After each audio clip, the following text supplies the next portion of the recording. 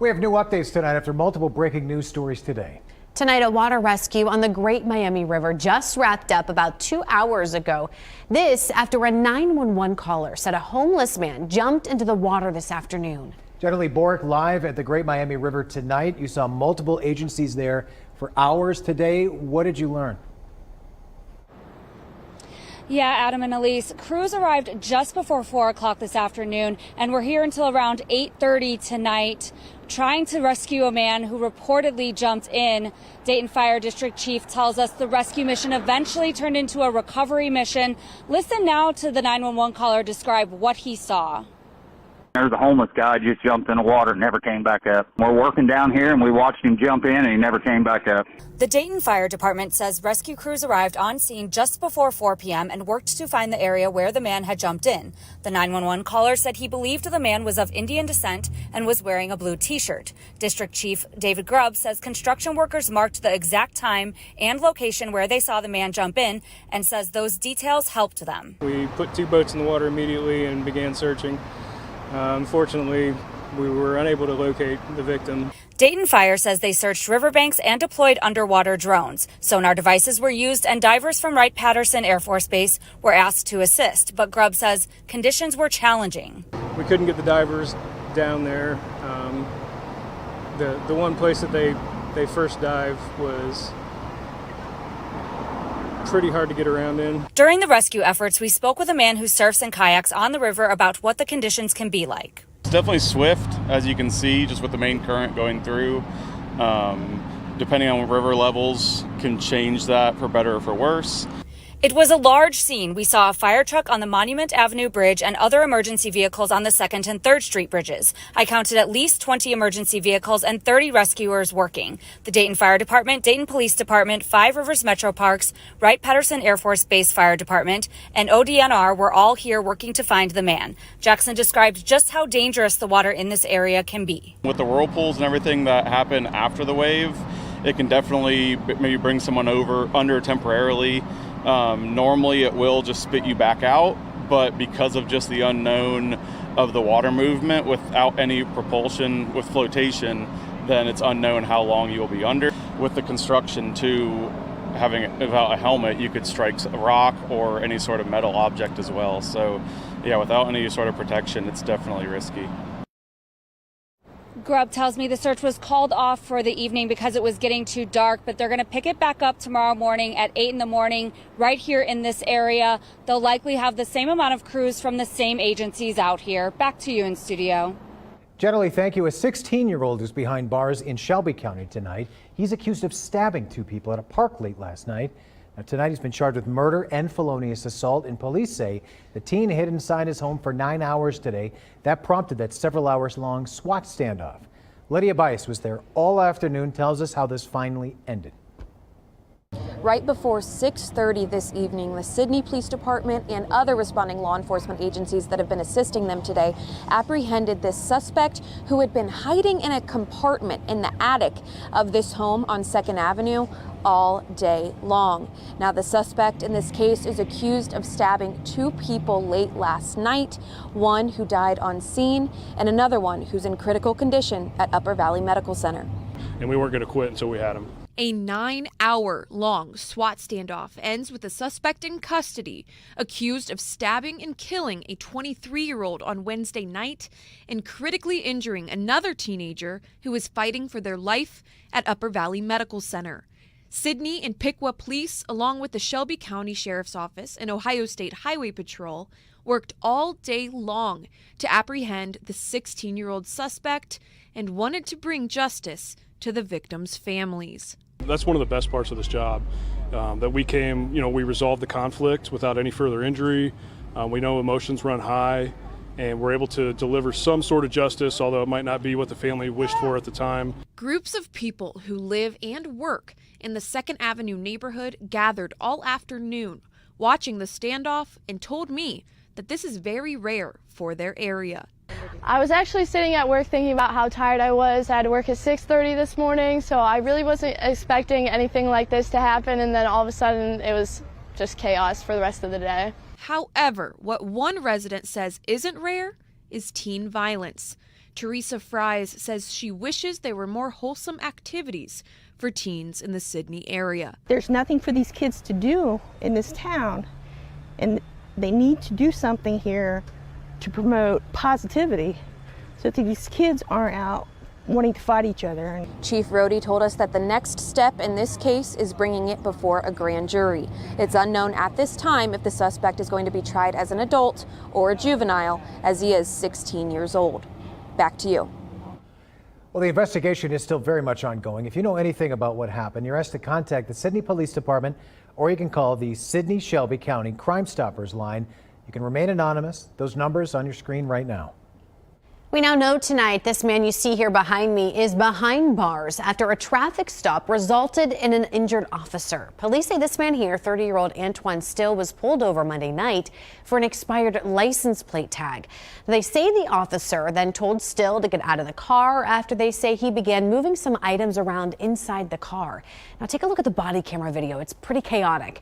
Now police say Still refused to listen to officers and they tried to remove him from the vehicle, which is what you're witnessing here.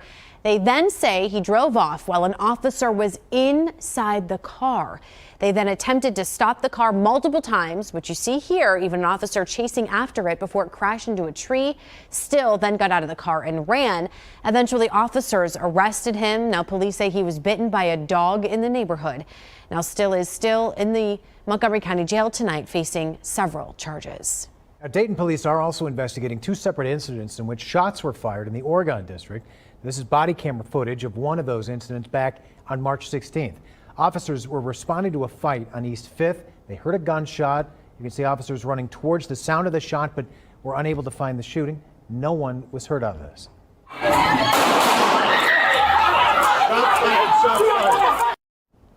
Now, this is the scene of another shots fired situation, this time from May 5th in the same area on East 5th. Police were responding to another fight. They heard two gunshots. Officers did end up arresting somebody, but it turned out they were not the one who fired the shots. Officers say they have increased visibility and are taking additional steps to make sure the Oregon district remains a safe place.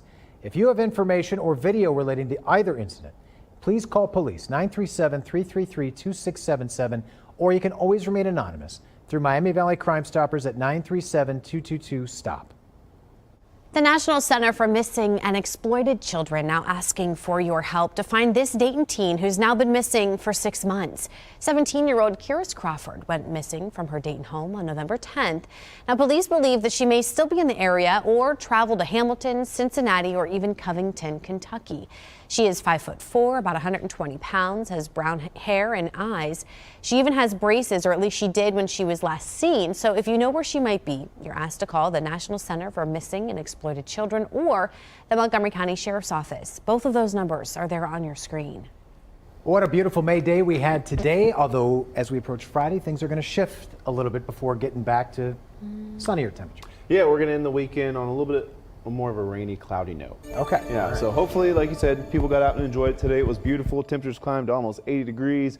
It was great. Not going to see that tomorrow. Now, right now, though, temperatures have fallen to around 72 in Dayton, 69 as you head up towards Troy, 66 in Xenia, and 68 up towards Bellefontaine. So most of us in the upper 60s to around 70, so a mild evening still, but temperatures will continue to drop. Still warmer, though, than we were yesterday. Wapakoneta is still 9 degrees warmer than this time yesterday, 8 degrees warmer in Springfield, and 6 right here in Dayton and Wilmington. Next couple of days, we're going to see temperatures slowly warm again. Now, we do have that chance for some rain and clouds tomorrow, so that's going to keep things a little bit cooler, but we'll see those temperatures start to get back into the mid to low 80s as we head towards the end of your weekend and into next week. Tonight, we're continuing coverage on the foreclosure lawsuit filed against a popular shopping center. Hear how local business owners are reacting after the break. Oh, and coming up, I'm going to take a look at your full forecast after the break. Here's a look at your Eagle Plumber Skycam. You're watching Dayton 24/7 now.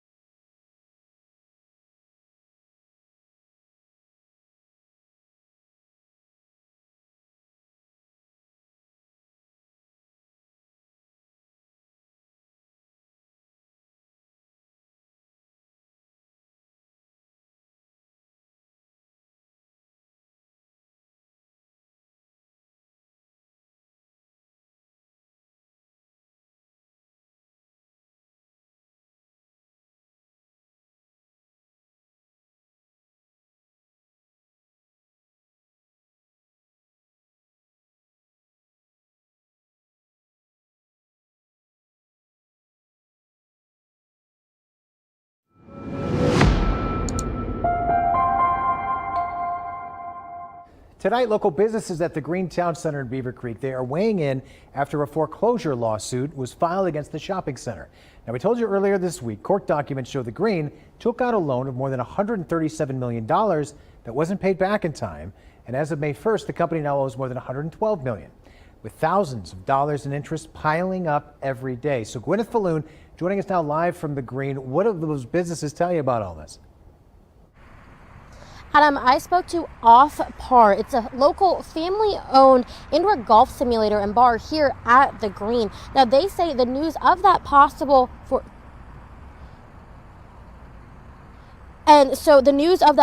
foreclosure, it came as a shock at the very least. Nick Loftus, owner of Off Par at the Greene, tells me Monday's news came as a shock. Unfortunately, like the general public, we heard via social media and other outlets, and we were kind of taken aback a bit when we initially heard the news. Court documents reveal the town center may be in trouble, owing more than $137 million as of May 1st, leaving it up for possible foreclosure. We had asked them if any of our, security deposits were in escrow and were they at risk of being lost if they were taken by the bank. We also asked where they were at in the negotiations. These are questions Loftus and his team took to the people they pay rent to, but have yet to get an answer. It's the lack of knowing what's happening, because then you start to fill in the blanks, and we tend to always come up with the worst case scenario for what we're doing. Fortunately, Loftus says he has some background in construction and development, helping him keep a level head. And Jared Pinson with Cedarville University tells me these foreclosures are not uncommon. You had two basic changes since the pandemic. The first one is, of course, changing habits of consumers as to how they're shopping. And then interest rates are significantly higher. Pinson says because the Greene is a high traffic area with retail stores, housing, and restaurants, it's unlikely it will just shut down. I can't imagine that it wouldn't be attractive to somebody out there. Not much on the ground is going to change for them. Who they pay their rent to might change.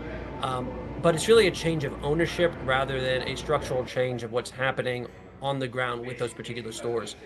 But for those on the ground, like Off Par, Loftus says they are going to continue on as normal while this all gets sorted out. It really isn't a big deal. We have a contract and a lease in place. We're going to continue to operate like we have for the last 14 months. So really not a lot's going to really change for us.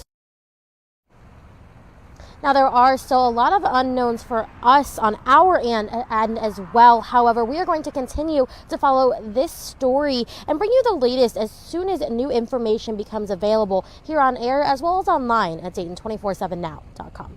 Back to you. All right, Gwen, thanks. And we're also hearing from the city of Beaver Creek for the first time since news of that foreclosure came out. The city says in part, quote, our priority is to ensure continued economic vitality and stability for our city. We remain optimistic about the Greene's future. Let's give you a live look now from our Eco Plumber Sky Cam over the Miamisburg area. Looking really good out there tonight, Tim. Yeah, looking good here. Hasn't been looking too good out in Houston. We have some live video we're showing you now. A very, very strong thunderstorm moved through the downtown metro area. We unfortunately do have 4 confirmed fatalities out of this. They have not confirmed a tornado yet. They are still going to do some survey damage, but you can see just bending over huge power lines. Those things are massive. Those are those very, very big ones. That's along route Interstate 99 on the outskirts of the Houston area. Again, there were 4 confirmed fatalities, unfortunately, and more than 1 million without power at this time. So highest wind at the surface was actually recorded around 80 miles per hour, but radar indicated winds just a couple hundred feet above because skyscrapers in Houston had windows completely blown out. So winds above that were over 100 miles per hour. So incredibly intense storm in that region. But through us tonight, we're going to see some showers move in through the day tomorrow as well. Not expecting any severe storms. Best chance for rain in the morning. Afternoon, you can see here is looking more like some widely scattered showers across the area, but things look to clear out nicely as we head towards your end of day Saturday and start of the day on Sunday. Sunday looking partly cloudy to mostly sunny. Temperatures in the low 80s. Low 80s again on Monday with mostly sunny skies, and then 84 on Tuesday. Next best chance of rain after that will be on Wednesday, when we could see a couple thunderstorms.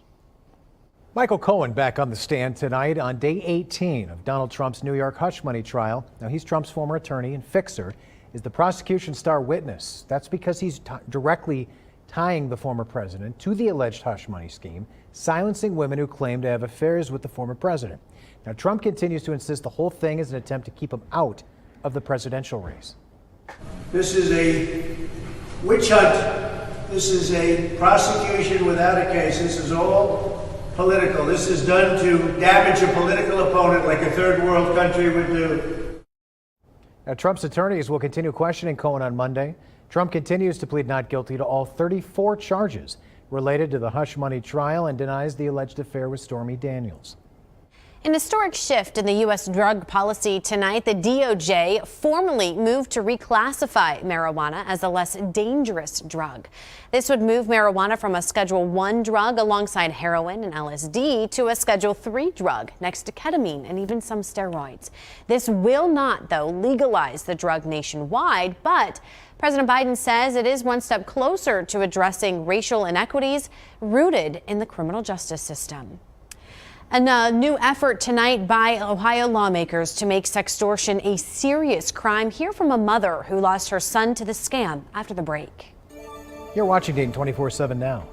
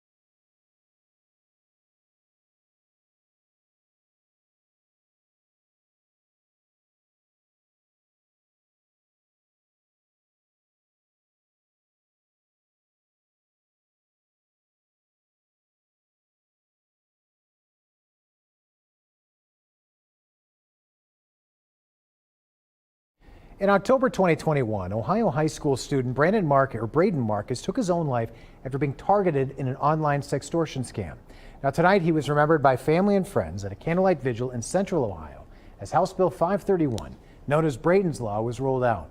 Now sextortion involves convincing someone to share explicit photos of themselves, then threatening to share those images publicly unless the victim pays money. Tonight we're hearing from his family for the first time. We're taking our tragedy and trying to turn it into something positive and to help others. It's really all.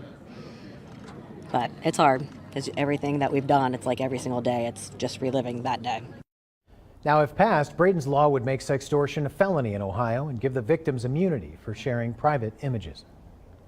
The community gathered today at Wright State University to pay homage to the nation's fallen heroes. A march led by nonprofit Carry the Load took place from Fairborn Fire Station to the Champaign Garden. Now, the organization holds an annual national relay traveling 20,000 miles across the country to raise awareness. Well, the meaning of Memorial Day, of course, for the meaning of Memorial Day. The relay is divided into 5 routes, with Wright State being in the Midwest route. It's like everywhere we go, it's meeting the other, law enforcement officers, firefighters across the way. It's just like continued family, and it just reinforces that brotherhood aspect of our professions that extends across the country. Now, their last stop will be in Dallas during Memorial Day weekend, where the organization was founded. The Dayton Dragons continue their home series tonight, but in 2 weeks, many Cincinnati Bengals players will make appearances at Day Air Ballpark. I'll have more on the upcoming second edition of a charity softball game. You're watching Dayton 24/7 now.